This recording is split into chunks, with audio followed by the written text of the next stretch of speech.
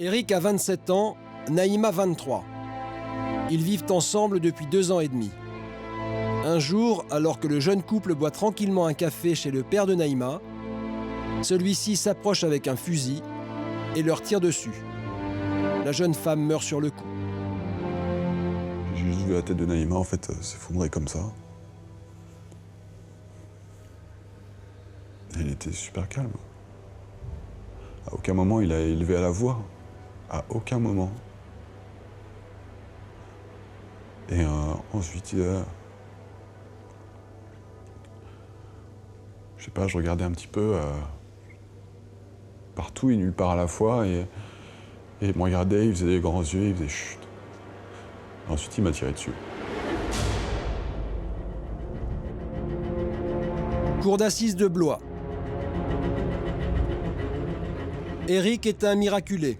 Il a pris une balle dans la mâchoire, une autre dans le poumon. 2 ans après le drame, il arrive avec sa mère. L'homme qui a tué sa propre fille et qui a voulu tuer Eric arrive dans ce fourgon.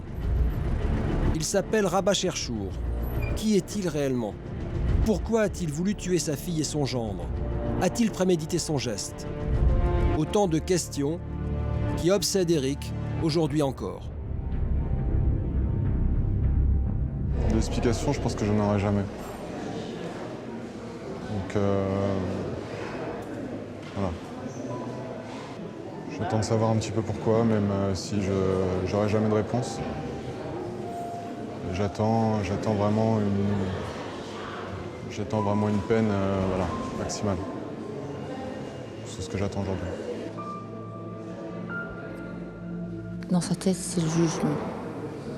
Dans sa tête, c'est le jugement. Il ne veut pas le voir sortir. Et il n'est pas le seul. Moi non plus, je ne veux pas le voir ressortir. Ce qu'il a fait à Naïma, je ne comprends pas qu'un père puisse prendre ce droit. On n'a pas le droit de prendre la vie de personne, alors encore moins à son enfant. L'audience va s'ouvrir, le public prend place. Eric est rejoint par son avocat, maître Eric Nachtat. Du côté de la défense, maître Jean-Michel Sielouski et son fils Jacques assistent Rabah Cherchour. Ce dernier est amené dans le box. Il a 55 ans, une allure raffinée, un air posé. Tout le monde est en place. La cour fait son entrée. La cour.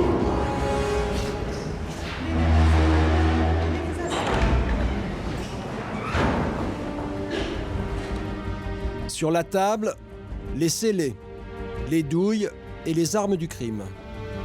Comme dans tous les procès d'assises, la présidente commence par évoquer les faits. Le samedi 14 avril 2007, dans la matinée, Eric et Naïma viennent chercher Rabah Cherchour à la gare. Il arrive de Blois. La jeune femme avait coupé les ponts avec son père depuis 3 ans. Mais ce dernier avait repris contact avec elle. Les retrouvailles s'étaient plutôt bien passées. Le jeune couple avait alors invité le père de Naïma à passer la journée avec eux. On est parti chercher gare d'Austerlitz 10h30, 11h. Quelque chose comme ça. Là, il était content. Enfin, moi, il m'a fait la bise. Ça m'a réconforté en me disant que ça se passe bien, ça se passait très bien. Arrivés à Nanterre, Eric et Naïma font visiter à Rabah Cherchour leur nouvel appartement et ils lui montrent le quartier. Ils discutent de tout, de rien, de façon détendue, sans le moindre heurt. À la fin de l'après-midi, les jeunes gens proposent au père de Naïma de le ramener en voiture chez lui. Ils prennent donc la route jusqu'à Salbris, dans le Loir-et-Cher. Ils arrivent sur place 1h30 plus tard. Il nous a fait visiter un petit peu sa petite maison mitoyenne. Après, on s'est mis moi dans le canapé, elle dans le fauteuil. On a bu un café. Et il fallait qu'on prenne la route inverse. Donc on lui a fait comprendre qu'on allait partir, qu'on allait y aller. Rabah Cherchour sort alors brusquement de la pièce. Il est revenu très rapidement et il avait son fusil à la main. Donc il a commencé à braquer, à lui dire tu croyais quoi. T'as déshonoré la famille, je suis plus rien, j'ai plus de vie, j'ai plus de boulot, j'ai plus de famille. Elle s'est effondrée en larmes et là en fait il lui a tiré dessus. Et ensuite il m'a tiré dessus. Donc encore une fois avec son fusil de chasse. Ensuite donc j'ai pas particulièrement senti que j'avais été touché ou quoi que ce soit. Enfin, encore une fois j'étais comme dans un mauvais rêve. Ensuite, le père de Naïma va chercher un pistolet et tire une balle dans la tête d'Éric. Miraculeusement, cette balle ne le tue pas. Et je sais pas comment, je me suis on va dire contrôlé, je me suis fait passer pour mort, j'ai arrêté, j'ai fait en sorte qu'il m'entende plus. Pendant une dizaine de minutes, Éric retient son souffle, alors que le père de Naïma s'affaire dans la pièce. Il rassemble quelques affaires, prend les clés de la voiture des jeunes gens et quitte les lieux, les laissant tous les deux pour morts. Je me suis vraiment relevé parce que je pensais qu'elle était encore là, quoi.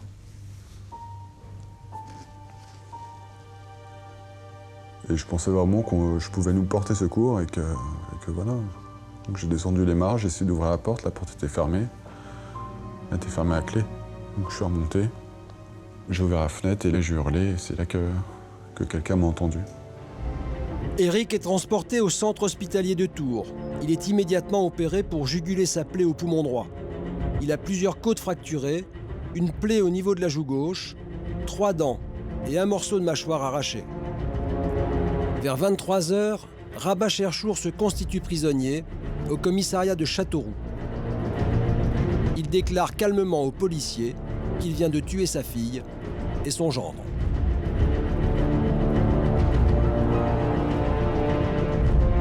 Retour au palais de justice. Après l'évocation des faits, la présidente écoute l'expert légiste qui détaille les blessures des jeunes gens et les causes médicales du décès de Naïma. Pendant les 3/4 d'heure de cet exposé, l'accusé se bouche les oreilles. La séance est suspendue. Éric est bouleversé par cette matinée. La présidente veut maintenant comprendre les rapports qu'entretenaient Naïma et son père. Rabat Cherchour reprochait-il quelque chose à sa fille? Pour quelle raison a-t-il voulu la tuer? Pour éclaircir ce point essentiel, la Cour interroge l'accusé sur Naïma. « On a toujours été très près l'un de l'autre », explique-t-il en pleurant. Elle était sérieuse, sincère, un peu innocente. C'était une fille merveilleuse. Il a utilisé ce mot de fille idéale. J'ai eu, a-t-il dit, beaucoup de chance dans ma vie d'avoir une fille comme ça. Ça peut faire un petit peu mal d'entendre ça dans la bouche de celui qui a commis ce geste. Et je crois que c'est d'une sincérité absolue. Il n'a aucun reproche à faire à sa fille. Rabat Cherchour est peut-être proche de Naïma, mais ce n'est pas lui qui l'a élevée. Lorsque la fillette a 5 ans, il divorce et son ex-femme retourne en Algérie. Rabat, tour à tour épicier, chauffeur de bus, mène une vie dissolue. Il confie Naïma à ses parents, qui l'élèvent avec leurs 8 enfants, dans une ambiance assez stricte. C'est une famille avec des valeurs comme on avait en France il y a quelques générations, où on privilégiait effectivement les études, la scolarité, le travail, le sérieux. Mais cette éducation rigide finit par étouffer Naïma. D'ailleurs, en février 2003, à la suite d'une dispute avec son père, Naïma disparaît du jour au lendemain, sans un mot d'explication. La jeune femme s'installe à Paris et trouve un travail chez un concessionnaire automobile. C'est ici qu'elle rencontre Éric. Naïma ne donne aucune nouvelle à sa famille pendant 3 ans. Tous les Cherchour, entendus aujourd'hui à la barre, expriment les mêmes interrogations. Personne n'a compris cette rupture. Éric n'a jamais su ce qui s'est réellement passé entre Naïma et sa famille. Mais il constate tous les jours à quel point la jeune femme est terrorisée à l'idée que sa famille la retrouve. Pour rester cachée, elle développe des trésors d'ingéniosité. L'appartement était juste à mon nom, tout, absolument tout. Que ce soit un contrat basique pour un téléphone, pour le contrat de la voiture, des trucs, mais voilà. Chaque fois, c'était à mon nom parce qu'elle avait peur qu'on la piste toujours. Toujours peur qu'on la retrouve. Eric comprendra peut-être mieux demain la peur de Naïma, puisque la Cour examinera la personnalité de l'accusé. Ce deuxième jour de procès commence avec les auditions des experts psychologues et psychiatres qui ont analysé le fonctionnement de Rabah Cherchour. Ils décrivent un homme psychorigide qui s'est construit une vie assez pauvre, principalement centrée sur sa fille. Les experts expliquent que la fuite de Naïma en 2003 est intolérable pour son père, qui sombre dans une profonde dépression. Il n'a plus qu'un seul objectif, retrouver sa fille. Il engage un détective privé qui ne la retrouve pas. Il fait alors appel à une de ses amies qui travaille au service contentieux d'un hôpital. Elle raconte à la barre qu'elle a retrouvé Naïma en consultant les données informatiques de la sécurité sociale. Je mettais le nom, le prénom, numéro de sécurité sociale. Vous arrivez à retrouver beaucoup de gens comme ça. J'ai récupéré l'adresse et je la lui ai communiquée. Bon, il m'a dit, dis donc, t'es vraiment forte. Je dis non, c'est mon boulot. Avec maintenant ce qui s'est passé, mais j'arrive presque, moi, à culpabiliser. Parce que je me dis, si je n'avais rien fait, elle serait peut-être en vie, peut-être pas. Je ne sais pas. Interrogé par la présidente, l'accusé explique qu'il ne reprend pas tout de suite contact avec Naïma. Pendant presque 2 ans, il va régulièrement à Paris devant son domicile pour l'observer quelques secondes à son insu. Il se dissimule et la jeune femme ignore que son père l'observe à quelques mètres à peine. Mais un matin, Naïma tombe nez à nez avec son père. Terrorisée, elle part en courant. Sylviane, une collègue de travail, raconte à la barre l'angoisse de Naïma. Il m'a appelé et une vraie crise de nerfs au téléphone. Je comprenais à peine ses paroles quand j'ai compris qu'elle avait croisé son père. Alors j'ai été chercher Eric. Eric a pris une voiture, a été la chercher et j'ai attendu qu'il la ramène. Et ce jour-là, elle n'a même pas voulu rentrer à l'appartement avec Eric. Ils sont venus dormir à la maison tellement qu'elle a été terrorisée. Quelques mois plus tard, l'accusé décide de franchir le pas et de parler à sa fille. On sortait de l'appartement à 7h30. On s'est dirigé vers l'ascenseur, on a appuyé sur le bouton de l'ascenseur et la porte des escaliers s'est ouverte. Donc lui est sorti et voilà. Et elle s'est pratiquement effondrée, c'est-à-dire que c'est comme si elle avait des jambes au coton, c'est-à-dire que voilà, elle tenait plus sur ses jambes. Et elle s'est vissée derrière moi, je me suis interposé parce que lui il s'approchait d'elle. Je comprenais pas. Après, elle lui a sauté dans les bras en me disant que c'était son père et qu'on est parti à l'appartement, on a discuté normalement. Je sentais pas de rancœur. Je sentais pas de rancœur dans ses phrases à lui. Elle lui avait dit je pensais que tu voulais me tuer. Et lui lui avait dit non, c'est pas possible, t'es ma fille. Et voilà.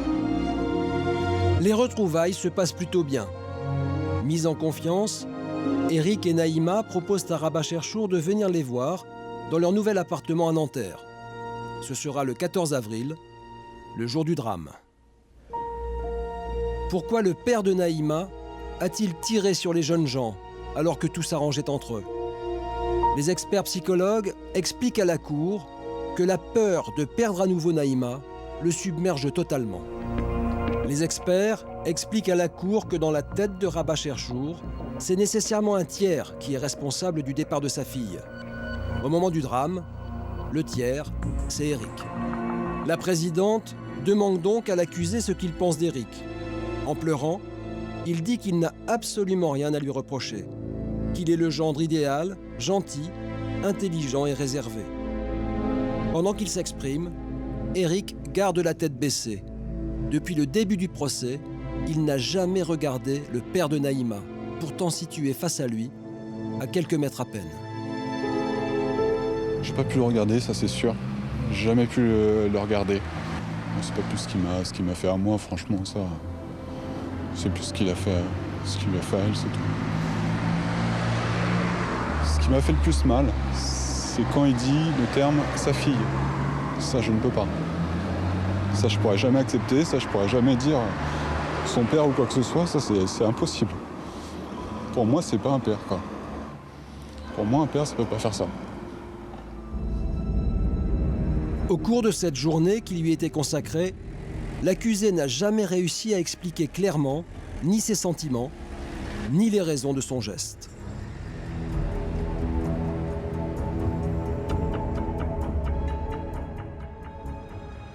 Dernier jour du procès. Éric est pressé d'en terminer. Donc ça se termine à minuit ou quelque chose comme ça, franchement. Ça se termine aujourd'hui. Il appréhende notamment les plaidoiries des avocats de Rabat Cherchour, qui doivent avoir lieu cet après-midi. Son avocat le rassure. C'est des vrais avocats. Ils ne torturent pas la réalité. À aucun moment, ils ont essayé de vous faire dire quoi que ce soit que vous ne penseriez pas. Ils font leur travail, mais à aucun moment, il y a une agression, même symbolique, à votre égard. Vraiment. Il n'y a rien à dire, c'est des vrais avocats de défense. L'avocat d'Éric commence ensuite sa plaidoirie en recentrant le débat autour de son client. « Je me présente devant vous, dit-il, pour qu'Éric Heller entende que rien de ce qui est arrivé n'est de sa faute. » Éric, c'est la victime intégrale. Il perd la femme qu'il aime, il est à 2 doigts de mourir, et judiciairement, il est l'élément qui empêchera Rabat Cherchour de venir plaider le crime passionnel. Parce que si des jurés peuvent penser que de perdre une fille comme il croit l'avoir perdue peut justifier ou expliquer son passage à l'acte passionnel dans un mouvement complètement incontrôlé d'amour mal maîtrisé, il aura beaucoup de mal à venir expliquer comment il tire sur ce jeune homme contre qui il n'a absolument aucun grief. L'avocat général ne croit pas non plus à un acte passionnel et y réfléchit. Pour elle, l'accusé recherche sa fille dès 2003 dans le seul but de la tuer. Elle demande donc que la préméditation soit retenue et requiert 30 ans de réclusion criminelle. Dernier acte du procès, les plaidoiries des avocats de Rabat Cherchour qui durent près de 3 heures. Pour maître Jean-Michel Sielouski, il est indéniable que l'acte commis par son client est totalement passionnel. Pour terminer, la présidente donne la parole à l'accusé. Il dit « Je ne me pardonnerai jamais ce que j'ai fait. Pardon à M. Heller, à sa famille et à ma famille. » Les jurés partent délibérer. Éric et sa mère restent au palais de justice, tendus et silencieux. 1 heure passe, puis 2.